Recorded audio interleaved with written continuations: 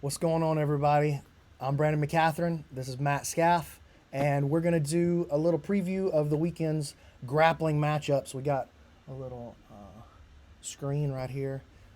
We're just going to try to give you guys what we think is going to happen and kind of hope to create a little chat and a little discussion amongst the community here. So, if you guys don't know, I'm a 10th Planet Black Belt under Eddie Bravo. Skaff here, he's one of my primary training partners, probably my main training partner other than my wife. But we're all black belts in 10th Planet, so tell them what's up, Matt. Say hi. Hey, what's up, guys? Looking forward to giving you guys some grappling previews coming to you. So we got Jiu Jitsu Bud joining us this morning. What's going on, man? Good to see you again. Always jumping in the chat with us. So, is the stream okay? How does it look there? It says that everything's going well, but just want to make sure that everything looks okay. Sounds okay. All right, so, Skaff, I'm going to let you go ahead and kind of start giving a rundown of what you think is going to be happening. You need anything on the screen? Oh, no, man. Okay. So this weekend, Saturday night, Fight to Win 131, all the way out in California, the main event. Fascinating. Maybe one of the most anticipated Fight to Wins in a long time. We have Ruotolo, 16 years old from Atos, coming in against Vagner Rocha. Is it Rocha or Rocha? Man, I say Vagner Rocha. Because he's not Brazilian, right? Yeah. So it's not Rocha. Yeah, so Vagner Rocha, who's 37 years old. So there's a 21-year age gap. A lot of people are talking about this match for a bunch of reasons. Obviously, the age gap. Brutal, but then he's like the nicest dude in the world, too. So I really like watching Vagner. He's probably my favorite competitor. As far as like modeling my game after him goes. Yeah, and he's known for the python choke, covering the mouth, hard collar ties. And Ruotolo, this is his first time competing at 170. He had a pretty drastic weight cut from everything I've heard to make 145 for ADCC. Ty He's did? only 16. And it was kind of last second since he was a replacement. Yeah.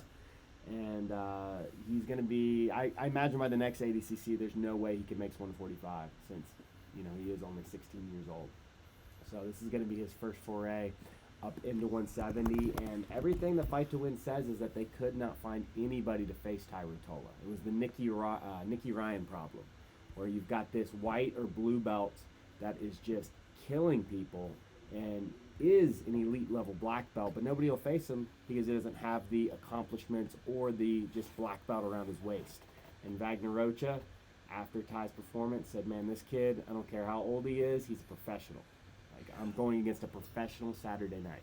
Well, he shocked everybody with the way that he performed, probably except himself. But the way he performed at ADCC was unbelievable, man. Like, every match that he had, he was just showing like levels above in his passing, I thought, above most of the people that he was out there on the floor with. So, including, JT. He looked not JT Torres, Kennedy Maciel. Yeah. He looked awesome against Kennedy Maciel. Mm-hmm. I was going to say JT Torres. He did not. Definitely did not fight JT Torres. He beat Bruno Frazado in the first round, and he beat Pablo Mantavini in the second, and then had a war with Kennedy Maciel, which is maybe the best match of the entire tournament. 2 years ago, he lost to Ethan Krilliston he was 14 years old and lost to Ethan Krilliston by a brutal knee bar. Popped his knee pretty good. And he also lost to Red Alicorn in the West Coast trials. He lost 2-0. So, yeah, and that guy, Red, has been on fire. Mm-hmm. He won the combat jiu-jitsu thing, and then he did way better with the ADCC set than I think people thought he was going to do, too. Oh, definitely. He had that awesome win over Gianni Grippo. But yeah, Ruotolo came in 14, 15 years old, did well in the trials, had some awesome wins, but, lost both of them. Lost in both trials. And then he got this last-minute replacement and just was one of the stars of the show. So when we're looking at this matchup then, so we got Ruotolo. What do we expect to see like obviously the styles are completely different. So what's going to be the big thing that Man. people need to be looking for when they watch? Actually, so there's a couple of big factors in this match. One is the fight to win rule set. Got to talk about that first. Okay, let's go. So fight to win, 10-minute main event, but submissions are what count. So if you spam 68 toe holds and the other guy passes your guard 12 times, you're going to win with the toe hold spans. Well, but how do they qualify the submission attempts It at is all? just submission attempts. And then there's 3 judges. I hate that. So submission attempts idea. is it's funny, I actually like that. And I think that's what's really cool about the different rule sets is you're going to have people that, like one rule set and don't like another. But, yeah, it's just submission attempts. And then 3 judges award you based on, what that criteria. But they tell you going in is the person that is more active going for the submission. Well, what if it's a terrible submission? That's what I'm saying. Like, is there some way to qualify? I mean, it? I'm sure that if you get really close with a darce choke, and the guy does 3 rolling toe holds, you'll probably win with the good darce choke. But yeah, that's what most guys. So that's a really important factor going into this match. Is based on not guard passing, not takedowns. It is submission attempts, and I actually think that favors Ruotolo. Yeah, well, Vagner he's not the kind of dude who throws 100 submissions in a match. He throws pressure for 10 minutes, and then if he gets one at the end, great. And he is a finisher, but like you said, it's going to be 1 or 2 submission attempts, and he makes them count. His game is very tight, doesn't make a lot of mistakes, and he capitalizes when he sees the opportunity. Jiu Jitsu Bud says... And so Vagner, I believe he's had 5 matches at Fight to Win. He's 3-2. He got beat pretty good by JT Torres right before ADCC, but he said he had a knee injury coming in, but he didn't want to back out because he had already committed to it. He's beaten Dustin Akbari, choked Bill Cooper, and I can't remember. He also had that infamous match with AJ Agazaram where he kicked him off the stage. That was fabulous. And they said they would never bring him back. Fight to Win was like, we'll never bring Vagner Rocha back, but they did. Which is funny to me, though, because, like, Fight to Win seems like exactly the kind of organization that's going to be like, yeah, we want that. We want that in our show. Yeah, so if you guys don't like AJ Agazaram or just want to see a little bit of controversy, Vagner Rocha kicks him in the back, like Spartan kicks him off the stage and gets disqualified, so he lost that match. Yeah, I'm gonna check my mic a little bit. It's a little too low. Chuck, I get bassy with it, girl. You can't hear that, but that was pretty bassy. Okay. check. All right, that sounds a little bit better there. A little better. All right, cool. So yeah, tell us a little more then about the matchup. Yeah, so Ruotolo, been watching him a bunch over the past month, ever since his ADCC performance, and he does not pull guard. We are going to see aggressive wrestling from both guys. I do not expect a guard pull. I think if the match ends in a submission, Vagner Rocha will win. You don't think Ty would pull guard? I don't think so. I think he hasn't pulled guard against anybody, against any of the really good, whether it was Red Alicorn didn't pull guard. But what about in a set where there's no points? I think he's going to come at Vagner. He likes to be on top, and he does a lot of submissions off of shots. And so his match against Kennedy Maciel, Kennedy shoots a couple of times, and he locks up a couple of really close darce attempts and actually finishes the semifinal match against Kennedy with a darce choke. Fully locked in darce, just time expired.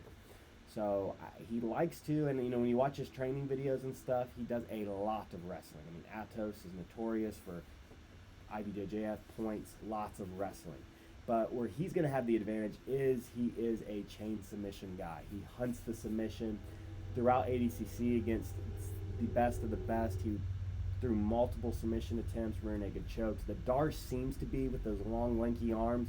He just snatches that darce up. I want to say he had 4 or 5 fully locked in darces during ADCC. Didn't finish any of them, but it's definitely something that could sway the judges. Man, he had a deep darce attempt in this match, right? Yeah, it was super deep in this one. Finishes the match with a really deep. He has him like 20, 30 seconds left. Let's with the darce choke. Let's skip ahead and we're gonna take a chance here.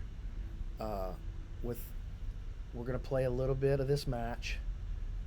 there's not that many people watching, so I don't know that we're gonna get pulled or whatever, but we're gonna take a chance here. We're trying to do something cool for the community, so hopefully Flow Grappling doesn't yank us here. Jiu Jitsu for Odin says, this is a little off topic, but what are your thoughts on Ryan Hall's comments that Keenan's Jiu Jitsu is junk? We'll try to come back to that. I actually didn't even hear that at all. I didn't either.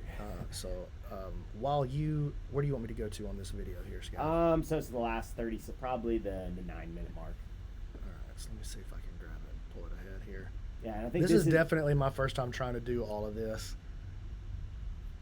At the what minute mark? The 9-minute mark. Okay. Yeah, it's right at the end of this match. At the end of the regulation, yeah, you mean? So right here. Mm-hmm. And so this is a great example, and I think it's something we could see happen in the match. If Vagner shoots low, Vagner generally is a counter wrestler. If you watch his matches with like AJ Agazaram, where AJ's trying to aggressively, get single legs on him, I mean, he uses that Kimura grip better than anyone. But Ty, with those long arms, he's trying to get that body lock. Here we see that Darce come in. Look, just man, snakes that arm through. He's got such long legs. And jumps into, he likes that marsh, man. Mm-hmm. That's what he keeps falling back to. I use that more and more and more, man, for my own self. So I understand that marsh, but his elbows just flared just a bit too much, huh? Mm-hmm. And he doesn't quite have the posture taken on the neck. Kennedy, I mean, there's a lot Kennedy's of space. Feeling it. But yeah, he's feeling it, but you can also see mm-hmm. he's chilling too. Like there's a lot of space there at the elbow. Man, dude, his arms are just a little longer than they need to be to finish that choke, to be honest with you. Yeah, I think so. He's a little bit longer and lankier. He's having to squeeze it super duper hard. But this seems to be his preferred submission. If you watch the ADCC trials when he was 14, he finishes a really nasty Darce choke, kind of pulls him into guard and kind of finishes in that mounted style Darce. But he ends up going for the Darce again. So if we fast forward now to the finish. Let me find how to do it. Okay. So all the way to the end of the match here? Mm-hmm.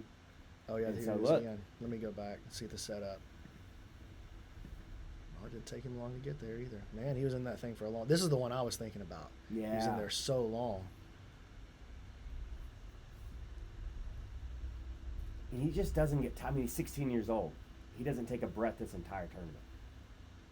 It's madness. Boom, sprawled out. And straight... Man, he's just going to flip straight to it. Yeah. Long arms. That's his move, man. Yeah, he's got a... Man, he's got those long arms. And Kennedy just survives it here, huh? He just eats it. Yeah, well, he ends up tapping Ty Ruotolo. If you move a little bit further. I want to see Kennedy get out. Ty just gasses his arms out. Yeah, and he keeps hugging the leg right shoot. there. I messed up.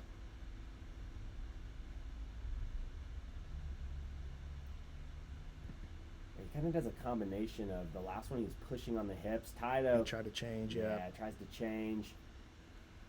So, oh, there we go. My bad. I was trying to pause, so I don't want to play their stuff too much. Like if we're just gonna watch, just watch the matches or whatever. But yeah, that's pretty interesting. See him falling off to that Darce. He's kind of falling to his back with it a little bit, huh? Yeah. Long arms falling to his back, but man, he's super dangerous. He just slips it right in. He's just laying the wrist right on the other side of the neck there. Well, and Ty, especially in the first two matches, he used his pace to break guys. Like he broke Frazado and Montevani with just pace, and then ended up That's not going to happen them. with Vagner, though. It's 10 minutes, and so there's not going to be an Wagner's much OT. larger, also. Much larger, and Vagner style, he doesn't. It's not the pace; it's the mental pressure and the physical pressure he puts on you. So, well, and he doesn't exert himself that much. Like he's going hard, but he's not gassing himself out. So it might be interesting, man, if Ty can put like a cardio style pressure on Vagner, that might could open him up. Vagner shoots, tries for the takedown, and then we see that wrist slip around the other side of the neck, maybe. well, and one of the big things that are being talked about is this. Well, Ty's a blue belt, but he's been training 12 years. He's been training longer than I have, like quite a few years longer than I have, and he's been training a lot longer than Gordon Ryan. I mean, there's a lot of guys that I think we're going to start seeing coming up that are green belts, blue belts, purple belts, that are world-class black belt level. They've been training 10, 12, 15 years, and they deserve to be in these matches. I mean, the Tackett brothers. Well, I mean, if NBA guys can jump to the pros at 18, I don't see why guys can't play in let's be honest, a semi-professional sport Yes. at the age of 16. Why can't they? Like, that Yes. doesn't make any sense. Yes. LeBron could have beat, I mean, at age 18, him and Kobe, Kevin Garnett, those guys were incredible when they were 16. Well, So, I actually expect Vagner to come out. Do you remember Uriah Faber's match with Nicky Ryan? Nobody wanted Nicky to face Nicky Ryan. Uriah Faber faces him, and he really did some kind of dirty tactics. You know, a lot of face pushing, kind of almost. not dirty. Yeah, well, kind of some. I don't want to say slaps, but just Vagner Rocha-esque stuff. I think Vagner's Yeah. going to come in and be extra brutal for this match. I really do, and I would expect if he gets the. Do you think he'll get DHR called on him? Man, Beating kids and stuff? I honestly expect him to try and finish with that python choke. Like, if he gets the back, I expect him to kind of make a statement of, like, I don't care who you are. I will. You're 12 years old or 100 years old. I'm here to brutalize you, and I'm here to make you quit. That's my prediction. If he does get the back, he's gonna try and muffler him. I hope so. I mean, I'm always, you know, if I'm going to have this little role here, I probably shouldn't have favorites, but Wagner's my favorite, dude. He's just the To mean. look out for if it goes in, if it goes to judge's decision. I actually think Ty has a favorite. So it was interesting. Josh Hinger, he has a match coming up, but he's been talking about. He said the past couple of weeks he's just been trying to beat the crap out of Ty during training. He said he's been covering his mouth, using his head as a weapon, Smart. slapping him, you know. And he said Ty's going to be ready for everything. But he said he even said I think Ty has the advantage if it goes to, because he does chain submissions. He's going to be hunting multiple submissions. He's going to throw a lot of different submissions. And again, Josh Hinger was like, if it goes to decision, he's like, I expect Ty Ruotolo to win. Well, he's supposed to say that too. Of course. That's his teammate. You Of know, course. So I wouldn't expect any less. However, let's look at something from Josh. Okay. Let's talk about his matchup with Murillo Santana. So this is a really interesting match. They've had one match. Josh Hinger won his first world championship, 2016 no-gi. He won his weight class, but in the absolute, he had an absolute war first round with Muhammad Ali. Well, he ends up winning that match. In the second match, he says he was kind of out of it. He made a couple mistakes. He got tapped in a minute by Murillo Santana from a guillotine from the guard. So on a shot, Yes. He Murillo, went for a single leg. Santana sprawls, takes the head, and then pulls guard with the guillotine. Arm in or no arm? I believe it was an arm in guillotine. And Josh says he's had that match on his mind. He's like, I'm a lot of respect for Murillo Santana, but I've been wanting that match. And he said, I'm pretty sure he said that they were talking ADCC, and just very respectfully. And Josh was like, man, he's just a guy I'd kind of like to have a rematch or get a match with. And Seth Daniels next week called him and said, what about Murillo Santana? And he Man, said, that's "Let's going to be a great matchup. Santana, in my opinion, one of the great guard passers of all time. do it." Like, his pressure passing, his tripod style passing is just incredible. We got some comments going on over here. I'll see Lance McConnell. Let's get us a couple of these questions, and then we'll come back to Hinger. I got some of his front headlock stuff playing on the screen right now. Let's go Jiu Jitsu Odin. So he says, off topic, what are your thoughts on Ryan Hall's comments that Keenan's Jiu Jitsu is junk? Tell us where we can go look that up real quick, and I'll check it out. Yeah, I didn't hear anything. I didn't hear that. But yeah, Josh Hinger was saying that he was like, I'm definitely not pulling guard, and I don't expect Murillo to. So we'll probably see a lot of wrestling. I'm going to try to find this wherever Ryan Hall said that. Go ahead and start. I guess you can kind of talk to him about this Hinger-Murillo matchup a little more. Yeah, so Hinger probably, as you guys can see, he's going over some of his front headlock stuff. Probably has the best front headlock game in the world. He used it at ADCC. Some of the most exciting matches. His match with Adam Warzinski was incredible, and that's probably a match we'll Ooh, preview Wardzinski coming is up. super duper good, man. Yeah, Wardzinski Love has his a butterfly guard stuff. very interesting match coming up next weekend against Craig Jones at Grapple Fest in the UK.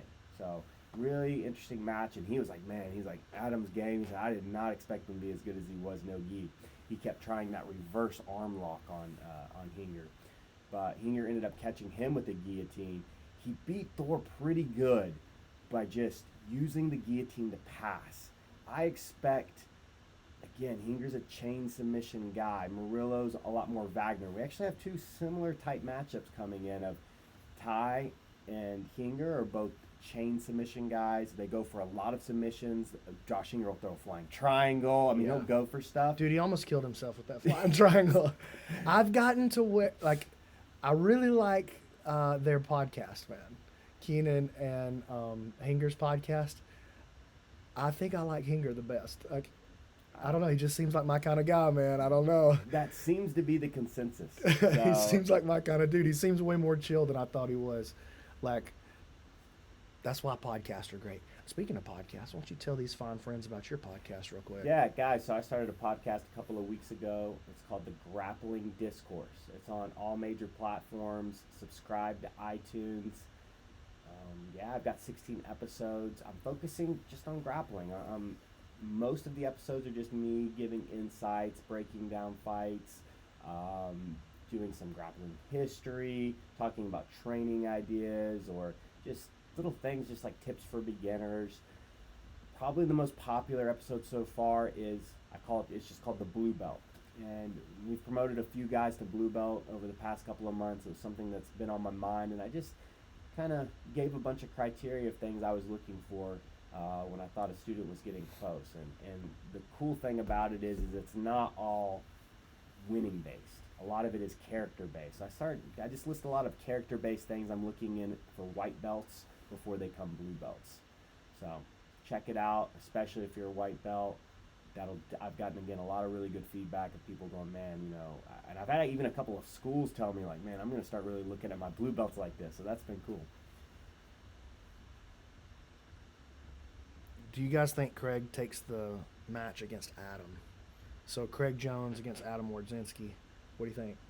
Yeah, he's gonna sub him. I think so too. Definitely. I think so too. And I think he's going to do it rather easily, if I had to guess. Even though I am a fan, actually, of Wardzinski's game. Like, just you got to pick somebody, man. If we were talking about football, nobody'd get mad if you pick the Cowboys. You know what I mean? So don't be mad at them. Yeah, I do. So it's funny when you're talking about the podcast. I mean, I did an episode on just the top 10 pound-for-pound grapplers. And one of my biggest criteria was just your captain of quintet. Who you choosing? That's like, you're not going to choose, no offense, but, I mean, a guy like Cyborg or Brady, who's just not like, he's not going to beat a whole team. Right. Gordon Ryan and Craig Jones could go out beat a there. whole team. Yeah, they could take me and you on their team and go out and beat a world-class team by themselves, and we can just we could just hang out. we that can would get be the nice. spoils of victory. So yeah, Craig Jones I think is definitely one of the top 5 grapplers in the world right now, and I expect him to beat. You think Craig Jones one of the top 5 grapplers in the world? I do. I mean, pound for pound, no gi. I do. I think he showed it. ADCC, his run was almost flawless and lost that. Janice. Yeah. Lost. Yes. In quotation Yes. marks, bro.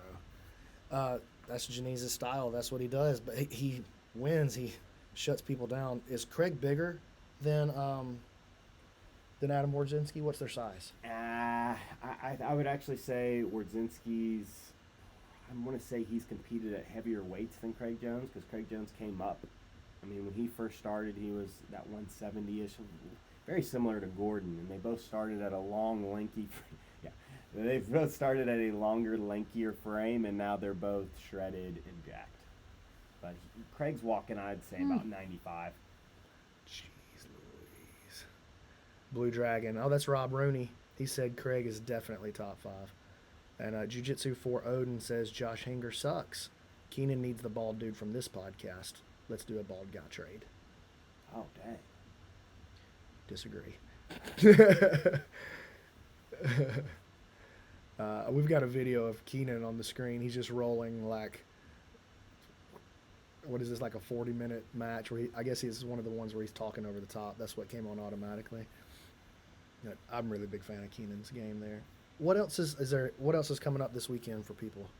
So really, it's just fight to win. In the next couple of weeks, some amazing. We got Fanatics coming on, Grapple Fest, where there's a lot of really. Ruotolo's going up against Tom Halpin. So he's got back to back. Him and his. I like that that's coming. I really like that that's happening now, man. Guys are like, no, I'm going to compete every weekend against the best people I can find, and it doesn't have to be a super. It doesn't have to be like a big time money match, dude. It could just be a fight to win. It could just be at Grapple Fest. You know, those you're going to make money on those matches for sure. But there's enough shows now for guys to compete every weekend, and for us to do a show like this every weekend, you know, which is crazy. Yeah, and we got Spider. What's up, Joel Foster? So BJJ Spider, it's this tournament. They're giving away $100,000 to 2 different weight divisions. 100,000 G's. That's some The mafia most money that's something. ever been given. Yeah, so it's going on in South Korea. I don't know much about the Korean mafia. I didn't know it was that big, but yeah, it's 2 8-man brackets. That's coming up in the next couple of weeks. That Fanatics and Grapple Fest are all really Grapple big. Fest is in England, yeah. It is. That's is that Chris Thompson is the guy that runs that? The catch wrestling. He's a black belt, I think, under Hinger maybe. Yes, they get a lot of. I like him doing next weekend. Am I going to be here for that? I can't remember. I don't know what's going on from weekend to weekend. But if there's nothing going on, we should get in here and watch it and do a live stream on that one. Yeah. Other than that, UFC's tomorrow, but. Well, who's on the UFC tomorrow? The main event is Zabit. Ooh, that's my guy. Versus Calvin Cater. Dude, that's a heck of a fight. It's a crazy fight. Zabit's gonna bust that head. Yeah, I think so, man. I like Calvin Cater though; he's a beast. But Zabit's the truth. So, other than that, I besides your local jiu-jitsu. Oh, we got Mike Moore coming in next week. I knew something was going on. That's the 16th. Mindset Mike coming in here to 10th Planet Decatur. Well, this is a question for you, Brandon. We're What's up? such big fans. How about Hajer versus Gordon? Probably my 2 favorite guys to watch of all time. Well, and Hajer's not my favorite guy to watch. Gordon's my favorite guy to watch of all time at this point. Like, it used to be, I would say Ryan Hall was my favorite guy, just to watch do jiu-jitsu. But I think it's Gordon Ryan. But I think Hajer's the best there's ever been. But I think Gordon taps him, just because of I think Gordon could tap Hajer. Yeah. That's a pretty bold statement, isn't it? It felt bold when I said it. That's pretty bold, man. It felt bold when I said it. When I think he Hajer could do came it, though, back man. And beat Buchecha like he did, that really That was opened amazing. my eyes to just the level of greatness of Hajer. Because I always have. I just think there's such I was like, Hoffa's the best, and then when Hajer came back and did that, I put. You made the Hajer. switch. Yeah, I did, man. I've been on the Hajer train, you know. I've been on the Hajer train for years, that he's the best in the world. And I'm just thinking about right now. Man, it's hard to bet against Gordon, dude. How do you bet against him? Even if he matched up with Felipe Pena again. Felipe Pena has beat him twice. Yes. If they matched up again in any rule set, I'd still pick Gordon. Especially after watching Galval versus Pena. Because I felt like Galval really... Like Pena, he lays back and scrambles. He lays back and then he scrambles. And it's just a matter of time before Gordon catches up to that, I think. He's just I think Gordon's technically superior to everybody that he's fighting. And then he's insanely strong. I don't know how he got so strong. You have to talk to him about that. He's got a workout DVD, I think. That's probably something like that. Thoughts on Gordon? No way Gordon taps Hajer. Hey, listen, man, I feel you. That's what I'm saying. People would not like hearing me say that, I'm sure. And I'm not even saying that I like Gordon Ryan. I never met the kid. He drives me nuts on the internet. How can you bet against him?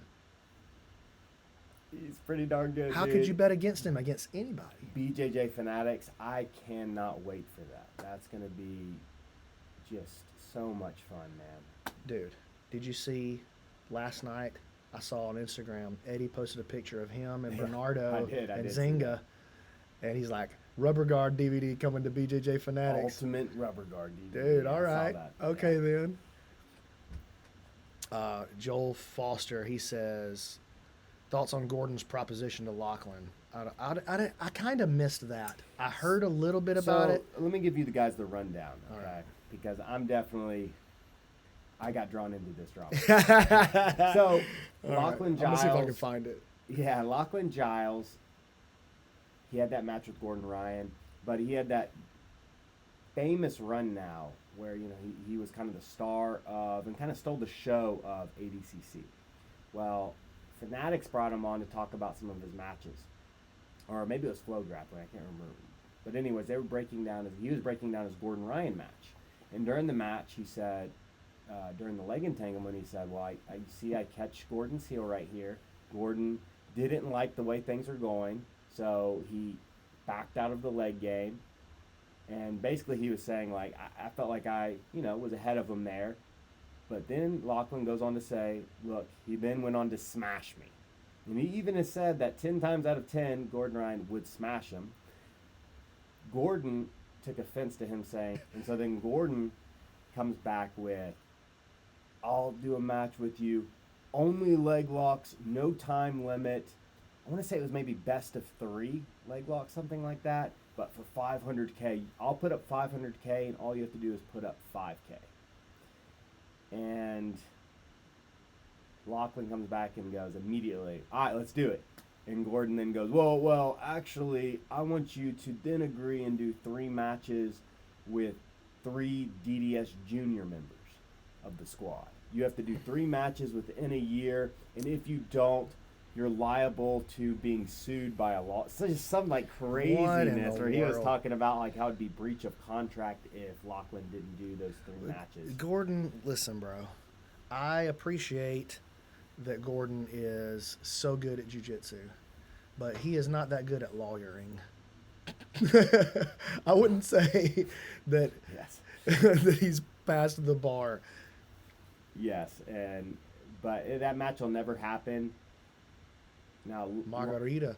Oh, that's kind of. Jiu-Jitsu 400 said Gordon is a new version of Margarita. Like, not a margarita. That's a different thing. Margarita. That's an excellent comparison, actually. But I would also say a larger, new, and improved version with a whole lot of new tricks. So, even though I have a ton of respect for Margarita. Continue. But yeah, that's basically all that came from it. Lachlan has said many times, though, he's like, look, Gordon, I understand you're better than me at jiu-jitsu, but Gordon and a lot of people were saying Gordon was just salty since Lachlan stole some of his shine. That's what I think. But who knows? It's not going to happen. Do I think Lachlan could beat him? Man, I don't know, dude. I mean, I definitely think he felt a little bit of pressure in that leg game and was like, nah, I'm going to take the easier way. Well, look, man, the guard. if there was any chance of Lachlan beating Gordon, there's only one way. Only chance. There's only one way, and that's what? Leg locks. So if Gordon says, no, I didn't back out, then he's dumb. Because there's no other way for Lachlan to beat him. Yeah. There's no other way. It's not going to happen. Oh, yeah. So why would you play in the one arena where he could potentially win in a set in the ADCC absolute? And then Keenan Cornelius went on there and said, well, Gordon, it took you an hour and a half to leg lock me. When I trained with Lachlan, it took him 5 minutes.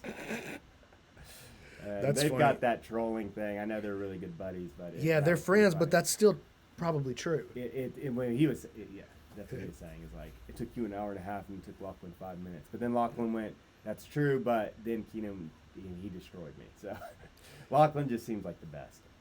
He seems like a great guy to follow and really, I don't want to say, become one of your role models for sure. Hey, watch it now. You can be having these jiu-jitsu role models. We've got to go to the Charles Barkley's stage. I am not a role model. I'm a role model. I'm trying. Whole lot of new roids. Gordon's a beast in jiu-jitsu and marketing. So many people fall into the trolling, but people who work and know personally swear he's A1 in real life. Yeah, I don't know. I mean, I don't know. I don't even want to get into that. I think it's just dangerous to play that personality all the time. Like, you know, what you think eventually becomes what you are. Yes. What you say eventually becomes what you think. Yes. So, you know, like I used to not say the word bruh or bro or dude or any of that stuff. Like, started saying it to make fun of people saying it, and then next thing you know, I say bro. Yeah. So, you know, probably not the best analogy, but what you say becomes what you think. What you think becomes what you are.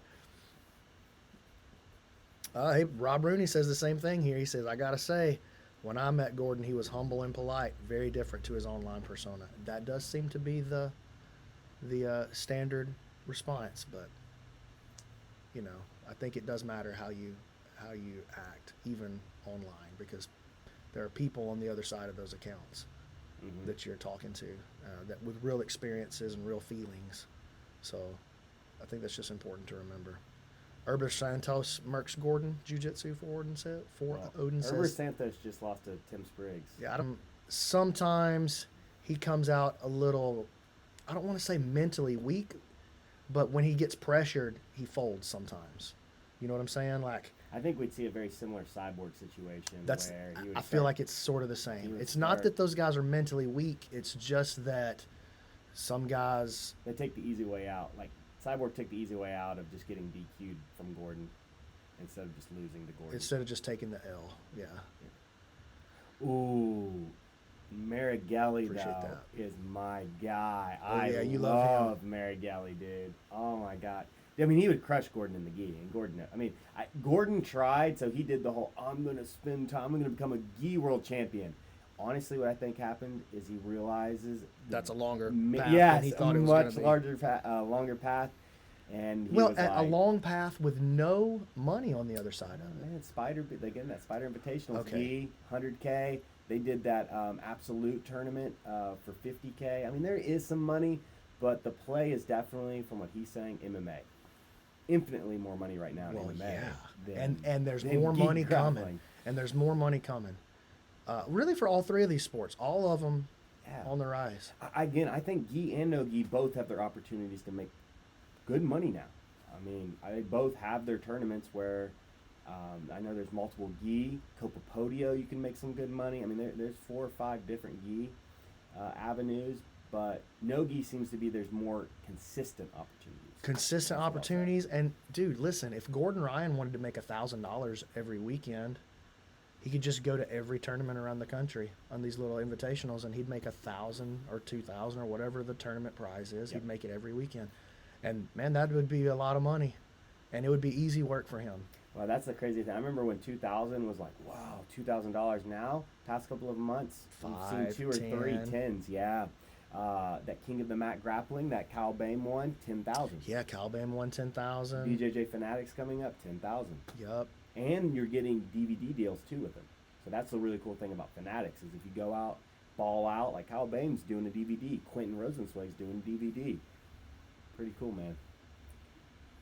Jiu-Jitsu for Odin says Jacare in his prime beats Gordon. Maybe now. No, I don't think so. Jacare was awesome, though. Jacare was awesome. Jacare is currently awesome. So, no, I can't imagine.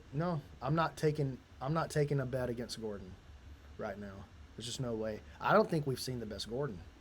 I don't think he's as good as he's going to be the next time we see him. I think he's going to be climbing for a long time. And I don't even necessarily think that it's Danaher's coach. I used to think that it was Danaher, but now I think it's the room. I do think that Danaher's a huge factor, obviously. He's the best coach in the world. 3 factors with Gordon.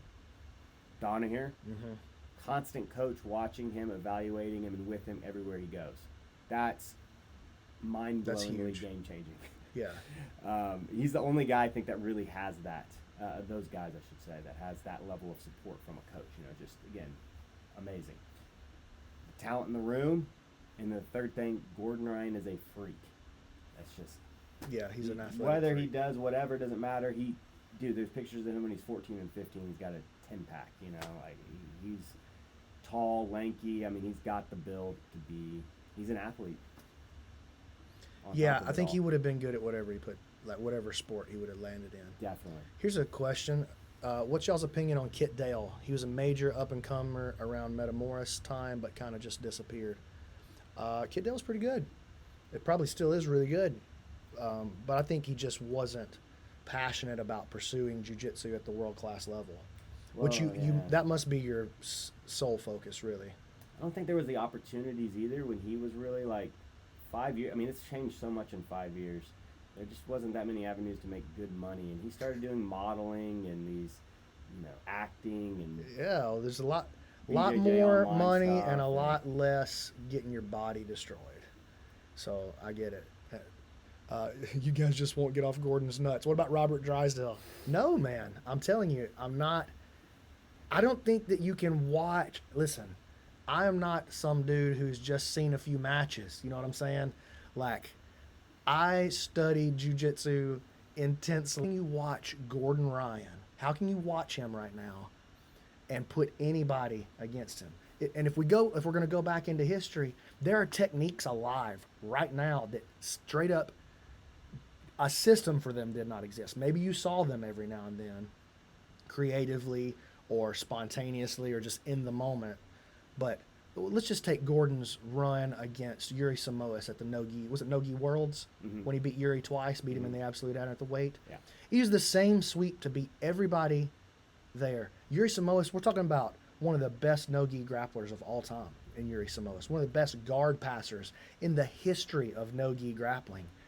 And Gordon swept him with the same sweep that he swept everybody else with, and he swept him with it multiple times. And the reason is because those things don't, quote-unquote, those techniques and strategies didn't, quote-unquote, exist in the IBJJF no-gi style at that time. And that was only a year ago. That was only a year ago, dude. And so you're going to try to tell me that Jacare is going to walk into a rule set that he's, I don't want to say totally unfamiliar with, but into a rule set that allows techniques in that you're not training every day. You don't have systematized. Dude. And Gordon does what you do too. Come on, man. I don't think we're being honest with ourselves when we're looking. And I'm not saying he can't be beat. I'm saying I'm not betting against him for a little while at least. I'm going to have to see some real special stuff from other people before I'll start putting money down against Gordon. So that's what I'm trying to say. Can Robert Drysdale beat him? No. I think that's a good way to end it, man. I got to go. All right. I got to get some food. Yeah, dude. No, I mean, I'm... No disrespect to those other guys, by the way.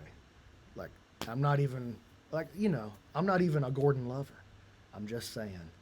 I can't bet against him. Can't bet against him. Yeah. He said, check out Gordon's frame. It's not genetics. Well, listen, I don't think it is. So I would have to agree with you. But none of these other guys have got those kind of genetics either. They're all.